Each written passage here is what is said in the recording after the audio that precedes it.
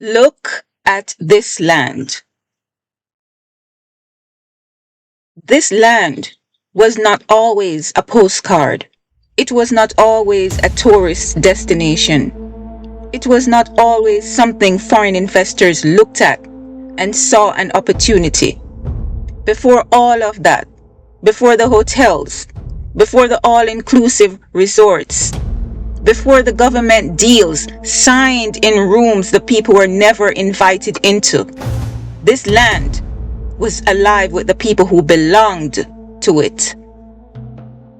I've been called to say something today that I have been sitting with for a long time. Something that is not comfortable, something that will make some of you angry. Some of you will click away. But those of you who stay, those of you whose soul is ready to hear this message is for you. Jamaica is being taken, not slowly, not secretly, openly, in broad daylight. The beaches, the land, the resources, the political power being transferred quietly and systematically out of the hands of the Jamaican people and into the hands of those who were never meant to own it. And the reason it is happening, the reason it can happen, is not because the Jamaican people are weak. It is not because they're stupid. It's not because they do not love their country. It is because they are asleep. This is Jamaican Soul Medicine, and this is a hard truth that I have to deliver. I need to be careful of how I say what I'm about to say, because what I'm calling sleep is not laziness. It is not indifference. It is the predictable result of everything we have been examining together over the past 3 videos. We looked at the cultural wound, which is colorism. A people taught to reject their own skin. A people whose standard of beauty was set by the system that enslaved them. When you're taught to reject yourself at the most fundamental level, at the level of your own beauty, that is a consciousness wound. That is a wound that keeps you from seeing your own worth, from knowing what you deserve, and from understanding that you have the right to demand better. We looked at the family wound, intergenerational trauma, a survival code passed from generation to generation that was designed for a plantation and never updated. A code that produces silence, endurance, and compliance rather than questioning, resistance, and collective action. We looked at the institutional wound, the church that told an entire people that their liberation was not for this life, that suffering was holy, that questioning was rebellion. That kept people on their knees when they needed to be on their feet. These 3 wounds, the cultural, the family, the institutional, they did not just hurt people individually. They produced a collective condition. A people who do not fully believe in their own worth.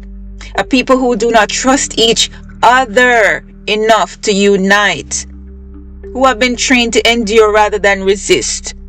A people who look to a government or a church or a foreign investor to provide what they have the power to provide for themselves. That is the sleep. And it was not chosen, it was installed over 400 years with great precision and great patience. But here's what the people who installed it never anticipated. The soul remembers, and the people whose soul begins to remember begin to wake up. And the people who wake up cannot be managed the same way anymore. Let me be specific, because this is not abstract. This is happening right now. The beaches of Jamaica, which belong constitutionally to the Jamaican people, are being fenced off. Resorts after resort built on public coastline. Private beaches, access denied. The Jamaican fisherman who has fished that water for generations now needs permission to reach it.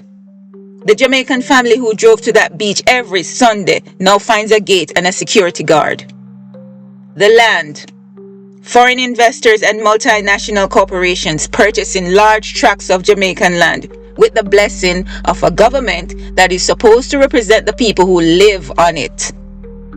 Land that could house Jamaican families, land that could support Jamaican agriculture, land that could support Jamaican business, Jamaican food sovereignty, being transferred out of Jamaican hands while the people are told it is development.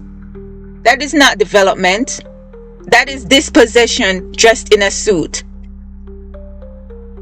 The political system, generation after generation of Jamaican politicians who have used the loyalty of poor communities as a resource, dispensing just enough to maintain dependence, never enough to create independence. A garrison politics that divided communities along party lines and turned neighbor against neighbor, so they would never unite against the system that was managing them both. And the people, exhausted, wounded, trained to endure, accept this. Not because they want to, but because they have not yet reached the level of consciousness where they can see the system clearly enough to reject it collectively. A person who does not know their worth will accept what is given to them. A person who does not know their history will not recognize what is being taken from them. A person who has been taught that their liberation is not for this life will not fight for it in this life. This is why consciousness is not a luxury. This is why it is not abstract philosophy. Consciousness is the difference between a people who are governed and a people who govern themselves. I want to speak to the diaspora, to the Jamaican living all over the globe. You left the island, but the island did not leave you. You feel what is happening, even from a distance. Many of you send remittances home. You visit and you see what has changed. You watch the news and you feel the helplessness of caring about something you cannot directly touch.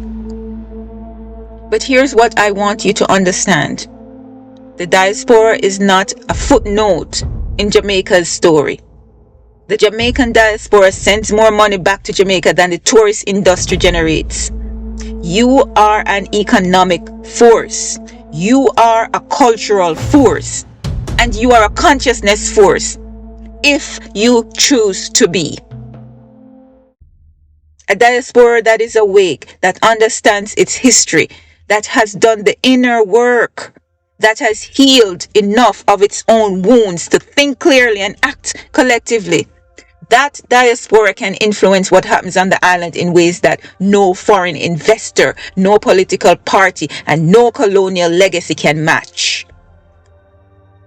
But a diaspora that is still carrying the same wounds, still divided by some colonial mentalities, still competing with each other instead of building with each other, still waiting for a government or a church or a savior to provide what the people have the power to provide for themselves. That diaspora cannot help Jamaica rise because it has not yet risen itself. The work we're doing here, this excavation, this remembering, this programming, it's not just for your personal healing. It's preparation. It is the inner work that makes collective outer action possible. You cannot build a free Jamaica from an unfree mind. So what does it actually look like? This consciousness that I'm calling for. Because I'm not interested in calling people to something I cannot describe. Consciousness looks like a Jamaican who knows their history. Not the sanitized version taught in schools. The real history. Who knows what was done, how it was done, why it was done, and how the effects of it are still running in their community today. Consciousness looks like a Jamaican who does not accept political tribalism, who refuses to vote for a party based on who their parents voted for, who demands accountability from every politician regardless of the color, orange or green, and withdraws support the moment that accountability is not delivered. Consciousness looks like a Jamaican who supports Jamaican businesses before foreign ones, who understands that every dollar spent with a Jamaican entrepreneur stays in Jamaica, builds a Jamaican family, funds a Jamaican child's education, and keeps Jamaican land in Jamaican hands. Consciousness looks like a Jamaican who stands at the beach that belongs to all of them and says, this is not for sale, this is not yours to give away, this belongs to the people and the people have not consented. Consciousness looks like a diaspora that stops fighting each other in the comment section about which parish is better or which political party is right, and starts building something together. Start building businesses, networks, investment back into the communities that built them. A united voice that the Jamaican government cannot afford to ignore because the economic power behind it is too significant to dismiss. That is not a dream. That is a choice. A collective choice that requires a collective consciousness. And collective consciousness begins with individual awakening, one person at a time, one wound named and healed at a time, one inherited belief examined and released at a time. This is why this channel exists. This is what Jamaican Soul Medicine is for. Not entertainment, not content, for preparation. I want to remind you of something your history already contains. Something that proves that what I'm calling for is not impossible because it has already been done.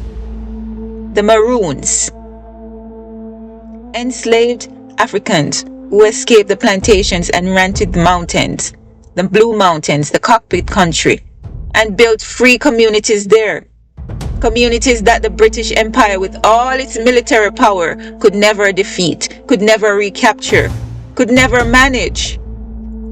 The British tried repeatedly with trained soldiers, with dogs, with every resource of the most powerful empire in the world at that time. And the Maroons, without an army, without weapons, without institutional power, held them off. Not for months, for decades, for generations. How? Consciousness, unity, knowledge of the land, refusal to accept what the system said about who they were and what they were worth. Absolute, unshakable commitment to their own freedom. That is in your blood. That blood is in you. That spirit is in you. The Maroon did not wait for a government to free them. They did not wait for a church to tell them their liberation was coming. They took to the mountains and they built it themselves. You have this Maroon fire, this drive, this empowerment. And it is time you remembered what that means. 4 videos, 4 truths. The cultural wound that told you your skin was wrong. The family wound that passed down a survival code for a world that no longer exists. The institutional wound that replaced your ancestral connection with a theology of compliance. And this, the collective consequence of leaving all 3 wounds unhealed. I'm not delivering these messages because I believe Jamaica is lost. I am delivering them because I believe Jamaica is on the edge of something. A generation that is starting to remember. A diaspora that is starting to examine. A people whose soul, despite everything, is still intact. The land remembers what it produced. Mountains that sheltered freedom fighters. Rivers that carried the prayers of the ancestors. Earth that grew enough to feed everyone on it before it was carved up and sold. Jamaica does not need saving. Jamaica needs waking. Wake up.